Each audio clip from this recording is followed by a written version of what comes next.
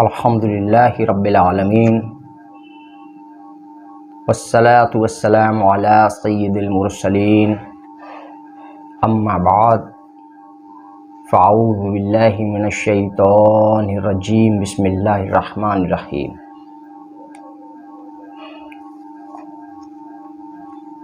الحمدللہ تعالی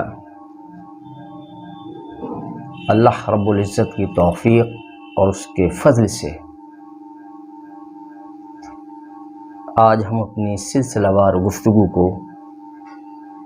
آگے بڑھاتے ہوئے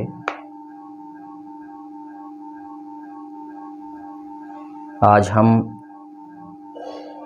دنیا کی زندگی کو آخرت پر ترجیح دینے والا جہنمی ہے، اس عنوان کے تحت گفتگو کریں گے۔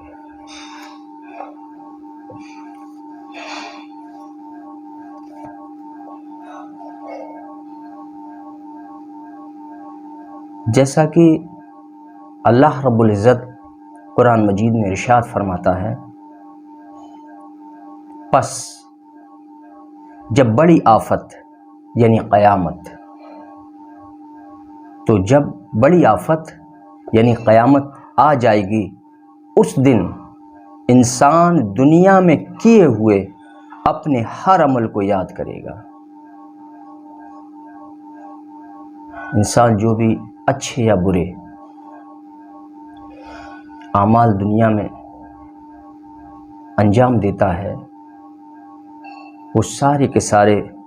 اس کے سامنے نمایاں کر دیے جائیں گے، واضح کر دیے جائیں گے۔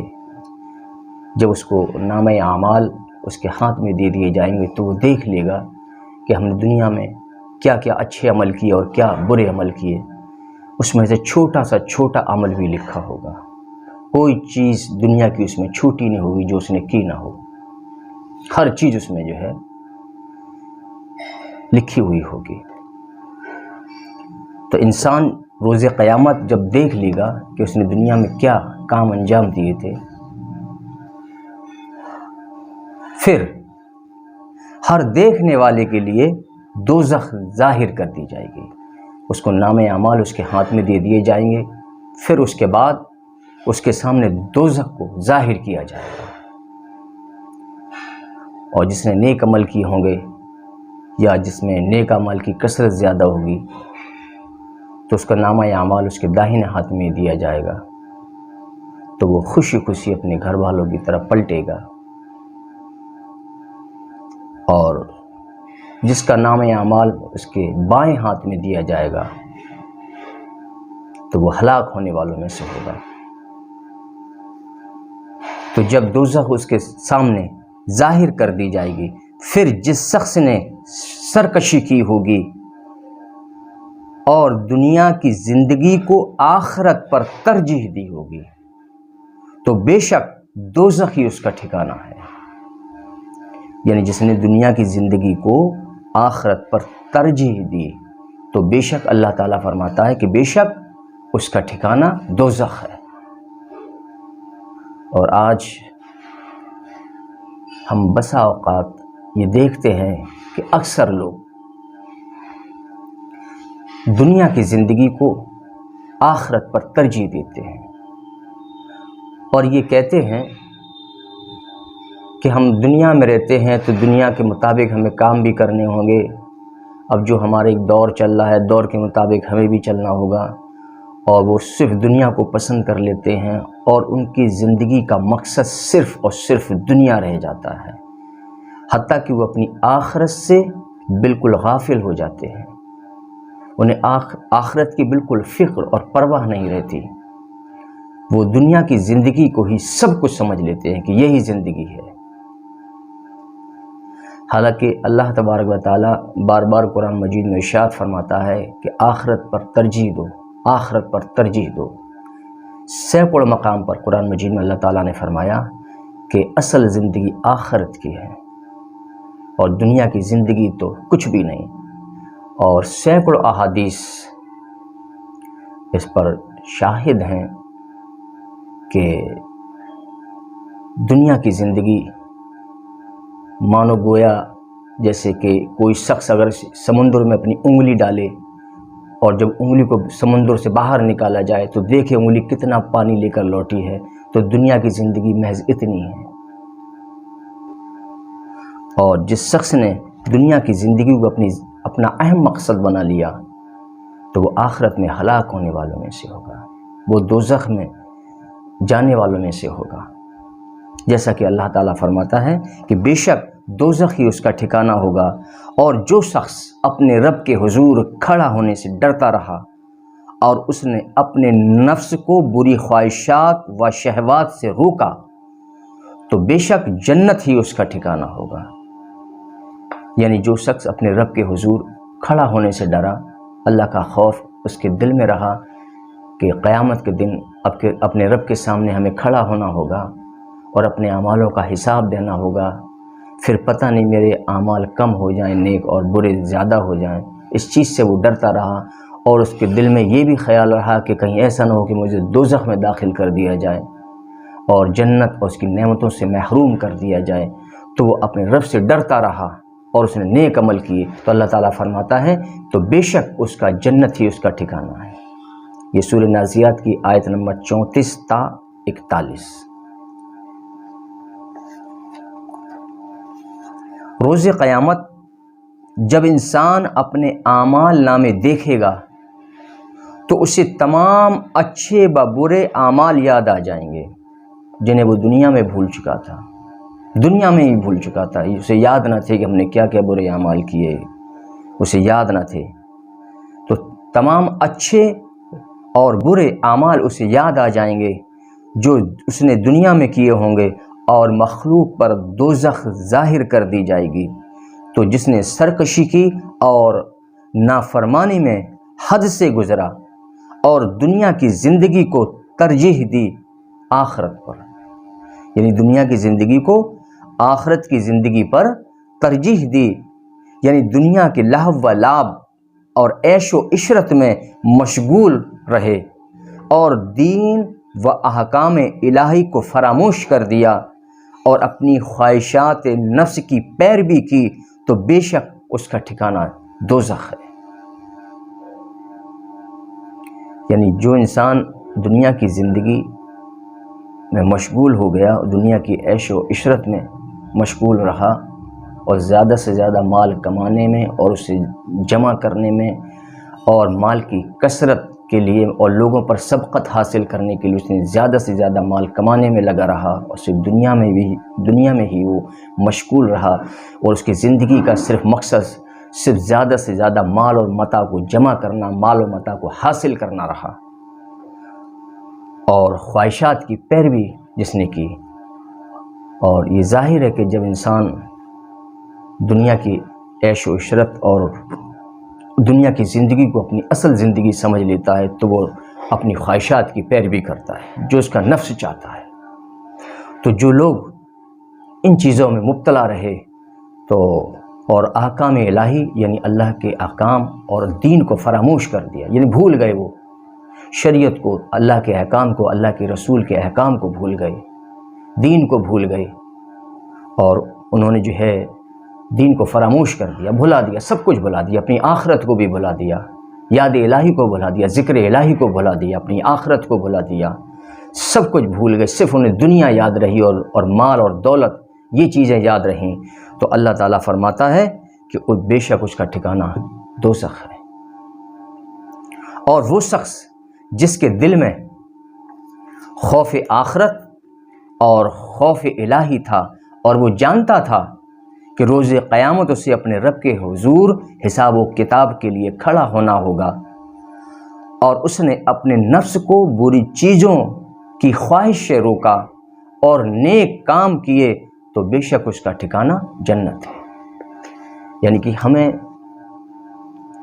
ہمیشہ، ہر وقت، ہر لمحے وہ عمل کرنے چاہیے جو ہماری آخرت میں ہمیں نفع بخش ہوں، جو ہمارے آخرت میں کام آئیں، اور دنیا کی زندگی کو محض آزمائش تصور کریں کہ ہمیں دنیا میں جو اللہ تعالیٰ نے بھیجا ہے صرف آزمائش کے لیے بھیجا ہے، ہمارے اعمال وہ دیکھنا چاہتا ہے۔ الذی خلق الموت والحیات لیبلوکم ایکم احسن عملا، کہ ہم نے زندگی اور موت بنائی تاکہ تمہارے اعمالوں کی جانچ کر سکیں کہ کون اچھے عمل کرتا ہے، کون برے عمل کرتا ہے۔ تو ہمیں دنیا میں صرف آزمائش کے لیے بھیجا گیا، تو ہم دنیا کو اپنی آزمائش کا گھر تصور کریں کہ ہم یہاں آزمائش کے لیے بھیجے گئے، اچھے عمل کریں گے تو ہماری آخرت بہتر ہو جائے گی اور ہمیں جنت میں داخل کیا جائے گا، اور اگر ہم نے برے اعمال کیے اور صرف دنیا کو اپنی اصل زندگی سمجھ لی اور مال و متاع اور دولت جمع کرنے میں لگے رہے اور پوری زندگی اسی میں صرف کر دی، تو ہم جہنم والے میں سے ہیں اور ہمیں دوزخ میں داخل کیا جائے گا، کیونکہ ہم اپنی آزمائش میں فیل ہو گئے۔ تو اس چیز کو ہمیشہ انسان کو ذہن نشین رکھنی چاہیے کہ ہم دنیا میں بھیجے کیوں گئے، اس میں کیا مقصد تھا۔ تو اللہ تعالیٰ نے ہمیں دنیا میں بھیجا صرف آزمائش کے لیے، یہ ہمارے اعمالوں کی جانچ کے لیے دنیا بنائی گئی، تو ہم یہاں آزمائش کے لیے آئے ہوئے ہیں، تو اپنی آزمائش، اپنے امتحان کو پورا کریں اور اس میں پاس ہونے کی حتی الامکان کوشش کریں، تاکہ ہم آخرت میں اللہ کے عذاب سے محفوظ رہیں اور دیگر عذاب جو ہم پر مسلط ہونے والے ہیں قبر میں، قیامت میں، ان سے ہم محفوظ رہیں اور اللہ تعالیٰ ہمیں جنت میں داخلہ فرمائے، ہمارا داخلہ جنت میں فرمائے اور ہمیں دوزخ سے بچائے اور ہمیں دیگر عذاب سے جو ہے اللہ تعالیٰ ہمیں محفوظ رکھے۔ لیکن اس کے لیے ہمیں دنیا میں جو ہمیں بھیجے گئے اس آزمائش میں، اس امتحان میں ہمیں پاس ہونا ہوگا، اور پاس ہونے کا طریقہ یہ ہے کہ اللہ و رسول کے احکامات پر عمل پیرا ہو جائیں اور صرف زیادہ سے زیادہ آخرت کے لیے عمل کریں اور دنیا کی زندگی کو محض آزمائش کے بطور گزاریں اور دنیا میں سے جتنا ضرورت کے مطابق لیں اور اس پر قناعت بھی رکھیں۔ اللہ جتنا دے دے اس پر قناعت، اللہ تو راضی ہو جا، میں تو راضی ہوں، جس حال میں بھی رکھے، کیونکہ ہم امتحان دے رہے ہیں نا، ہم یہاں عیش و عشرت کے لیے دنیا میں نہیں بھیجے گئے کہ زیادہ سے زیادہ مال کمائیں، بہترین سے بہترین مکان بنائیں، بہترین سے بہترین گاڑی خریدیں، زیادہ سے زیادہ مال اپنے بینک میں بیلنس کریں، اس لیے نہیں بھیجے گئے۔ ہم تو صرف اللہ کی عبادت اس کے لیے بھیجے گئے، یا پھر ہم اچھے اعمالوں کے لیے دنیا میں بھیجے گئے ہیں۔ تو ہمارے یہاں اعمالوں کی جانچ ہو رہی ہے، جو اچھے عمل کرے گا اللہ تعالیٰ اس کو جنت میں داخل کرے گا اور عذاب سے محفوظ رکھے گا، اور جو برے عمل کرے گا اللہ تعالیٰ اس کو سزا دے گا اور اس پر عذاب بھی مسلط ہوں گے اور اس کا داخلہ دوزخ میں ہوگا۔ تو ہم جب یہ چیز ذہن نشین کر لیں گے کہ ہم دنیا میں صرف امتحان دینے کے لیے پیدا کیے گئے، اللہ تعالیٰ کا مقصد انسانی مخلوق کو پیدا کرنے کا یہ تھا کہ وہ اس کی جانچ کرے۔ اسی طرح جناتوں کو بھی اللہ تعالیٰ نے عبادت کے لیے پیدا فرمایا اور اپنے نیک اعمال کے لیے جناتوں کو بھی پیدا فرمایا۔ تو یہ دو مخلوق جن اور انس صرف یہ جو ہے اچھے اور برے اعمال ان کی جانچ ہوتی ہے دنیا میں، اور یہ دونوں ہی عبادت کے لیے پیدا فرمایا، جیسے کہ سورہ ذاریات میں اللہ تعالیٰ فرماتا ہے کہ ہم نے جنوں اور انسانوں کو اپنی عبادت کے لیے پیدا فرمایا۔ تو جب تک ہمارے ذہنوں میں یہ چیز پیوست نہیں ہو جائے گی کہ ہم دنیا میں بھیجے کیوں گئے، ہم اپنا اصل مقصد بھول گئے کہ ہم دنیا میں بھیجے کیوں گئے۔ ہم تو یہ جانتے ہیں کہ بیوی بچوں کے لیے، اچھے مکانات کے لیے، مال و دولت جمع کرنے کے لیے، اور بہترین سے بہترین گاڑی خریدنے کے لیے، بہترین سے بہترین مکان بنانے کے لیے، زیادہ سے زیادہ زمین اور جائیداد جمع کرنے کے لیے بنائے گئے۔ نہیں، ہم صرف اور صرف دنیا میں آزمائش اور امتحان کے لیے بھیجے گئے تاکہ اچھے اور برے اعمالوں کی جانچ ہو جائے، اور ہم دنیا میں اللہ تعالیٰ کی عبادت کے لیے بھیجے گئے ہیں۔ تو یہ کام جو ہمارے ذمے ہیں وہی ہمیں دنیا میں کرنے، اس سے زائد اگر الگ کوئی کام کریں گے تو ظاہر سی بات ہے کہ ہم نقصان اٹھانے والوں میں سے ہوں گے۔ آئے تھے کسی کام کے لیے، کر بیٹھے کوئی دوسرا کام۔ ہم آئے تھے اللہ کی عبادت کرنے کے لیے اور مال کمانے میں پوری زندگی صرف کر دی۔ ہم آئے تھے اپنے اعمالوں کی جانچ کرانے کے لیے، ہم اپنے اعمالوں کا امتحان دینے کے لیے، ہم آئے تھے آزمائش کے لیے، اور ہم لگ گئے اپنے مکانات بہترین سے بہترین بنانے میں اور بینک بیلنس بڑھانے میں لگ گئے۔ تو مقصد ہمارا دنیا میں آنے کا دوسرا تھا، لگ گئے ہم دوسرے کاموں میں۔ تو ظاہر سی بات ہے جب انسان اپنے مقصد سے ہٹ جاتا ہے تو وہ گمراہ ہو جاتا ہے اور وہ ہلاک ہونے والوں میں سے ہو جاتا ہے۔ تو اس لیے اس چیز کو ہمیشہ ذہن نشین رکھنی چاہیے کہ ہم دنیا میں جس کام کے لیے بھیجے گئے صرف وہی کام کریں. بقیہ رہا ہمارا رزق تو اللہ تعالیٰ فرماتا ہے ہر جاندار کا رزق میرے ذمہ کرم پر ہے. تو رزق اللہ تعالیٰ نے ہمارا جتنا لکھ دیا وہ تو ہم کو مل کر ہی رہے گا. بس اس کے لیے جو تدبیر اللہ کی توفیق سے ہمیں ملے وہ اتنی تدبیر کریں ہم، بقیہ کا سارا چھوڑ دیں اور اس پر اللہ کی عبادت کریں اور اللہ رسول کی اطاعت کریں اور زیادہ سے زیادہ نیک اعمال کرنے کی کوشش کریں، کیونکہ جو انسان جدھر کا رخ کرتا ہے اللہ تعالیٰ اس کا رخ ادھر کو پھیر دیتا ہے. اگر انسان یہ کوشش کرے اور یہ نیت کر لے کہ میں زیادہ سے زیادہ نیک عمل کروں گا اور جو کچھ بھی کروں گا اپنی آخرت بہتر بناؤں گا، تو اللہ تعالیٰ اس کا رخ ادھر پھیر دے گا اور اس کی غیب سے مدد فرماتا ہے. اور جو انسان اس چیز کا رخ کر لے کہ مجھے زیادہ سے زیادہ دنیا حاصل کرنی ہے، مال و دولت جمع کرنا ہے، تو اللہ تعالیٰ اس کو اسی طرف مائل کر دیتا ہے، اسی طرف پھیر دیتا ہے. اور اس میں اس کو جو مال کی طرف جو پھر جاتا ہے مال و دولت کی طرف، تو اللہ تعالیٰ اس میں مزید ترقی کر دیتا ہے. جو دنیا میں جو چیز چاہے گا، جو آخرت چاہے گا، اللہ تعالیٰ اس کو آخرت عطا فرماتا ہے. اور جو شخص دنیا چاہتا ہے تو اللہ تعالیٰ اس دنیا میں اس کو مزید ترقی دیتا ہے.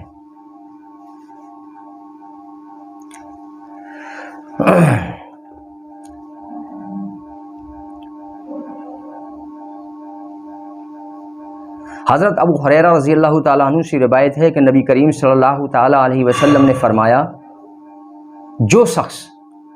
دنیا کو حلال طریقے پر طلب کرے اور سوال کرنے سے بھیک مانگنے سے بچنے کے لیے اور اپنے اہل و عیال کی کفالت اور اپنے پڑوسی پر شفقت کے لیے سعی یعنی دوڑ دھوپ کرے اور حلال مال حاصل کرے، تو وہ قیامت کے دن اللہ تعالیٰ سے اس حال میں ملاقات کرے گا کہ اس کا چہرہ 14ویں کے چاند کی طرح روشن ہوگا. اور جس نے دنیا کو حرام طریقے سے طلب کیا تاکہ وہ مالدار ہو جائے اور لوگوں پر فخر کرے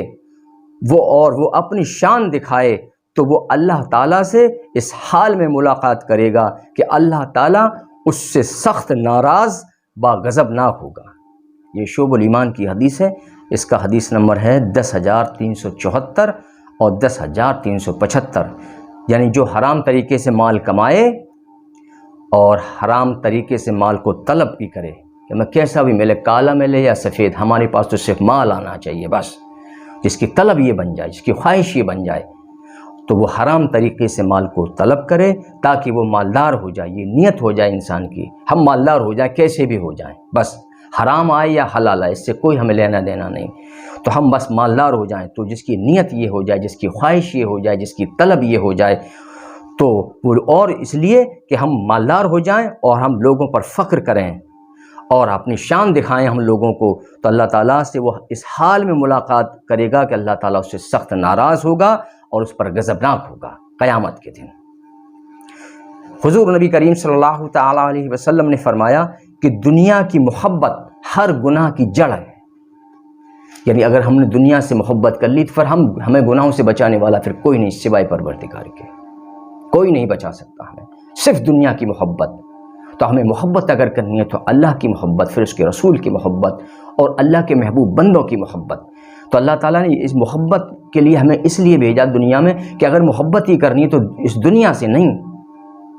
ہم مجھ سے کرو، میرے محبوب بندوں سے محبت کرو، جس کو قرآن اور حدیث نے اس کو واضح کیا ہے کہ صرف اللہ، اس کے رسول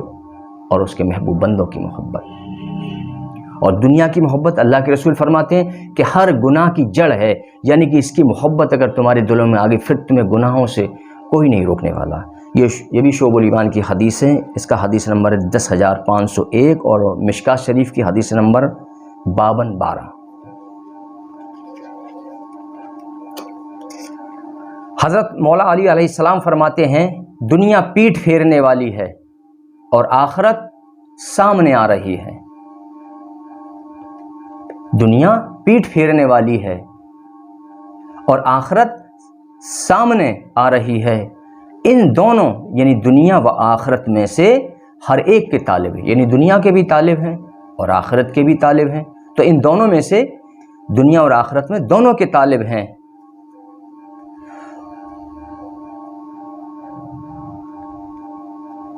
اور دونوں کے چاہنے والے بھی ہیں۔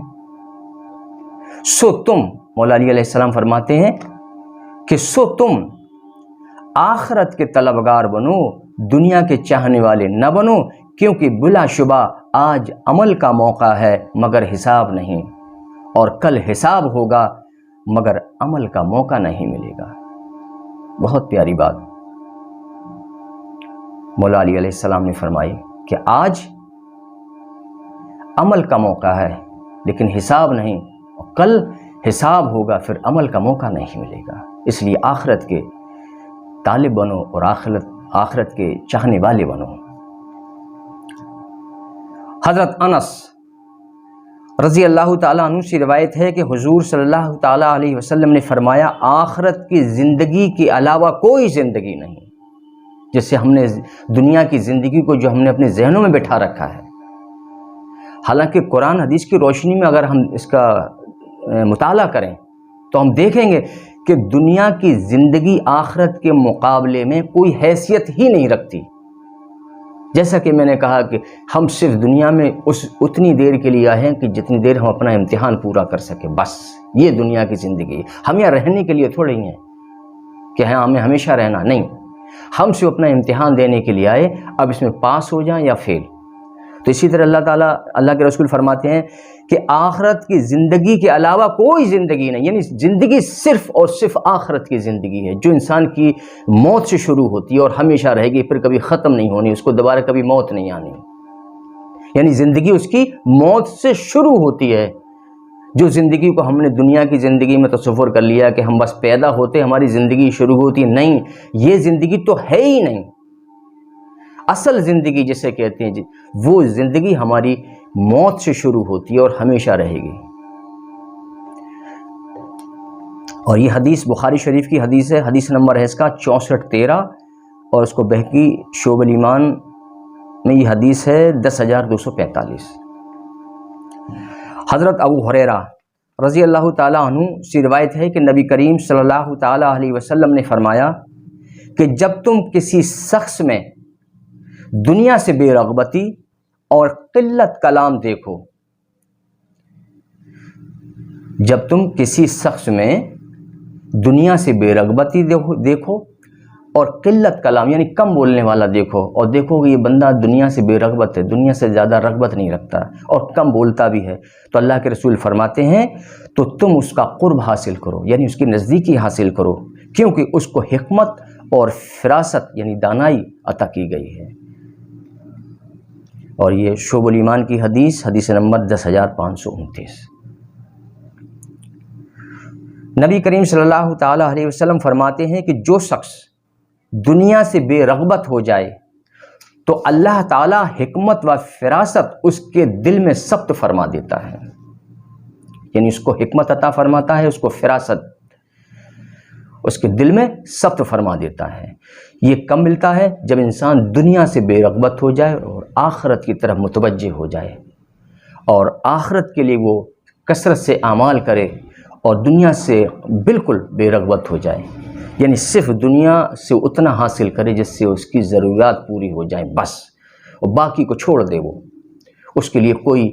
کوشش نہ کرے، کوئی محنت اور مشقت نہ اٹھائے، اور صرف آخرت کو ترجیح دے اور آخرت کے لیے عمل کرے اور دنیا سے بے رغبت ہو جائے، تو اللہ تعالیٰ اس کو حکمت و فراست اس کے دل میں ثبت فرما دیتا ہے، اور اللہ تعالیٰ اس کی زبان کو حکمت و فراست کے ساتھ بلواتا ہے، یعنی جب وہ بولتا ہے بندہ تو حکمت اور فراست کے ساتھ ہی اللہ تعالیٰ اس کو بلواتا ہے، اور اس کی نظر کو دنیا کے عیوب اور اس کی برائیاں دکھاتا ہے۔ پھر اللہ تعالیٰ اس کی نظر کو جو ہے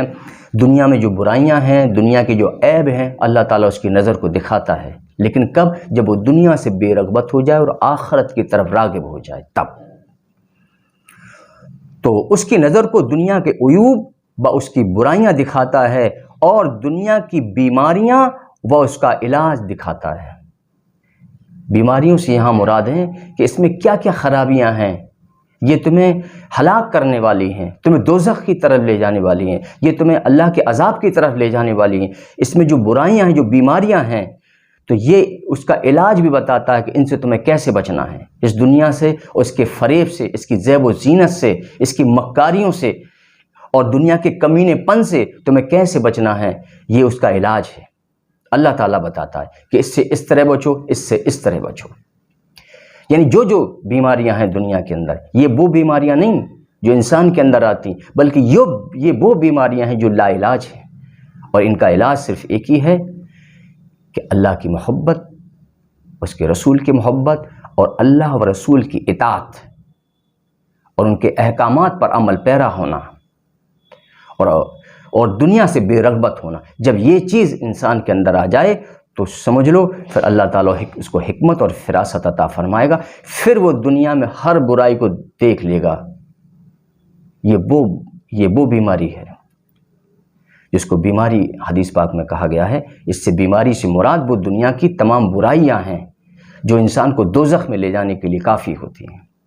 تو اللہ تعالیٰ اس کا علاج بھی دکھاتا ہے۔ پھر دنیا سے اس بندے کو اللہ تعالیٰ جنت کی طرف صحیح و سالم اٹھاتا ہے، یعنی ایمان بالخیر پر اس کا خاتمہ کرتا ہے اور اللہ تعالیٰ اس کو صحیح و سالم دنیا سے اٹھا لیتا ہے۔ یہ شعب الایمان کی حدیث، اس کا حدیث نمبر ہے 10,531 اور 10,532۔ انسان مال و دنیا کی محبت و نفسانی خواہشات کی تکمیل کے سبب بے شمار گناہوں کا مرتکب ہو جاتا ہے۔ یعنی کہ دنیا کی محبت اور نفسانی خواہشات کی تکمیل، یعنی اس کو پورا کرنے کے لیے انسان بے شمار گناہوں کا مرتکب ہو جاتا ہے اور اپنے نفس پر شیطان کے غلبے کو شکست دینے میں کامیاب نہیں ہوتا۔ پھر وہ شیطان کا جو غلبہ ہوتا ہے تو اس کو وہ شکست دینے میں کامیاب نہیں ہوتا۔ کیوں؟ اس کے اندر جو دنیا کی محبت جو آ گئی، اس کے اندر نفسانی خواہشات جو پیدا ہو گئیں،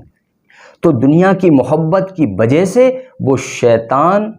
کو جو ہے شکست نہیں دے پاتا، یعنی شیطان کے غلبے کو شکست نہیں دے پاتا، یعنی شیطان بھی اس پر حاوی ہو جاتا ہے۔ پھر شیطان جو چاہتا ہے وہ اس سے کرواتا ہے۔ کیوں؟ صرف دنیا کی محبت کی وجہ سے، مال اور متاع کی محبت کی وجہ سے،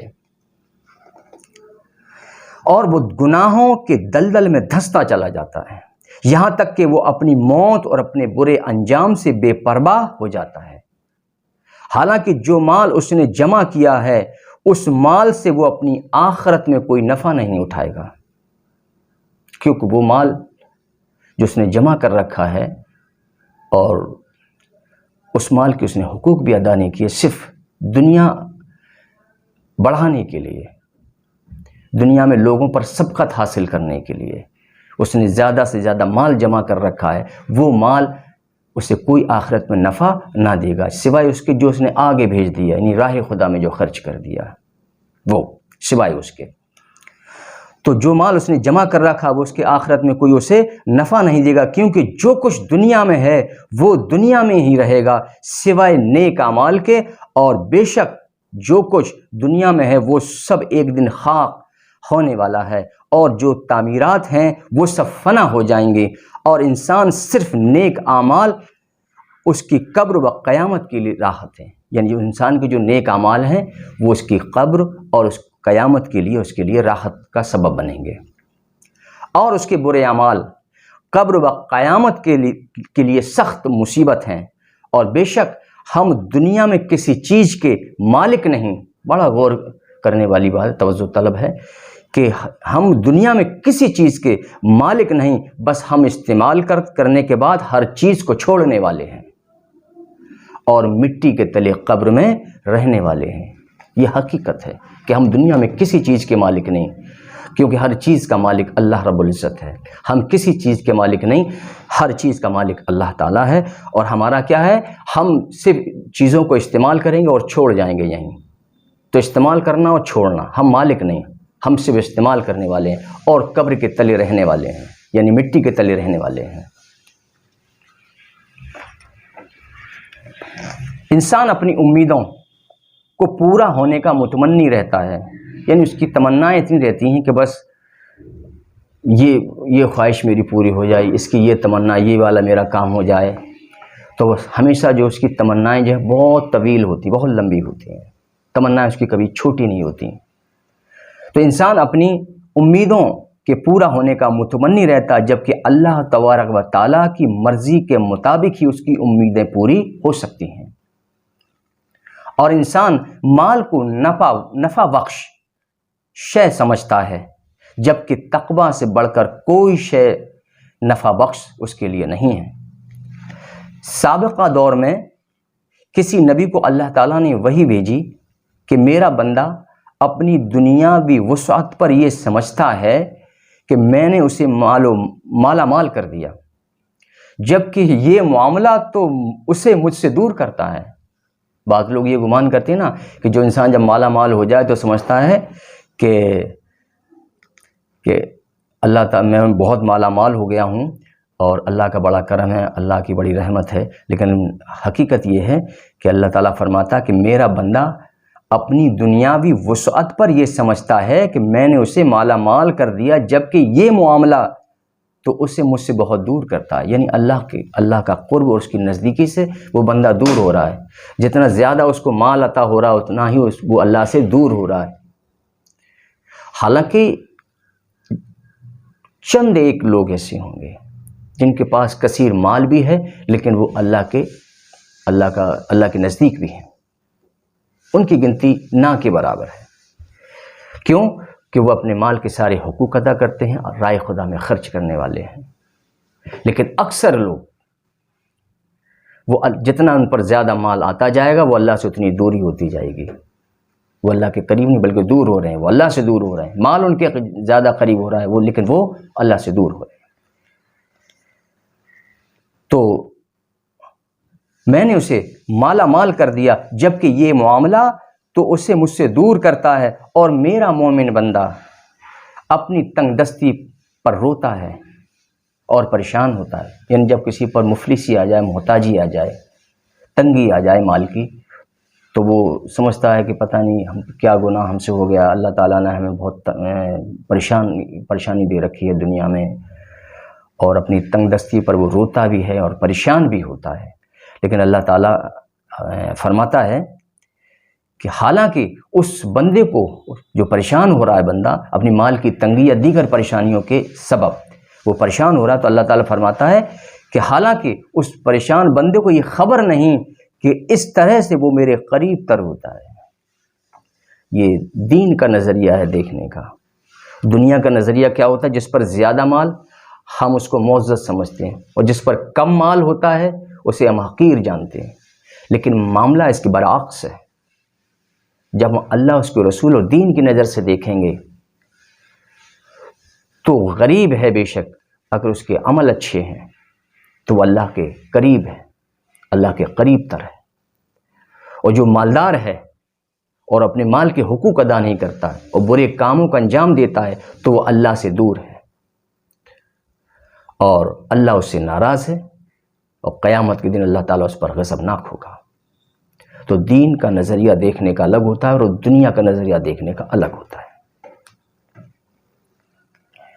اللہ تبارک و تعالیٰ نے اپنے بندوں میں سے بعض بندوں کو دنیا میں مال و متاع اور دنیاوی شان و شوکت دے کر بھی انہیں آزمایا ہے۔ اللہ تعالیٰ ہر طرح سے آزماتا ہے، مال دے کر بھی آزماتا ہے اور مال لے کر بھی آزماتا ہے،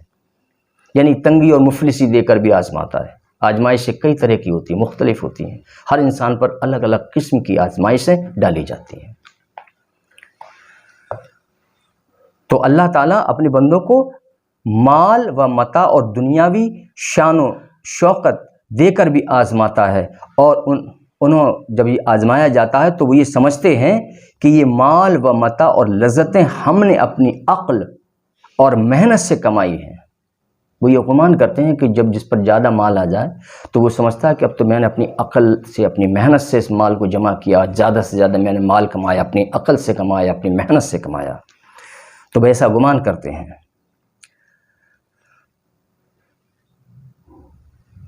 تو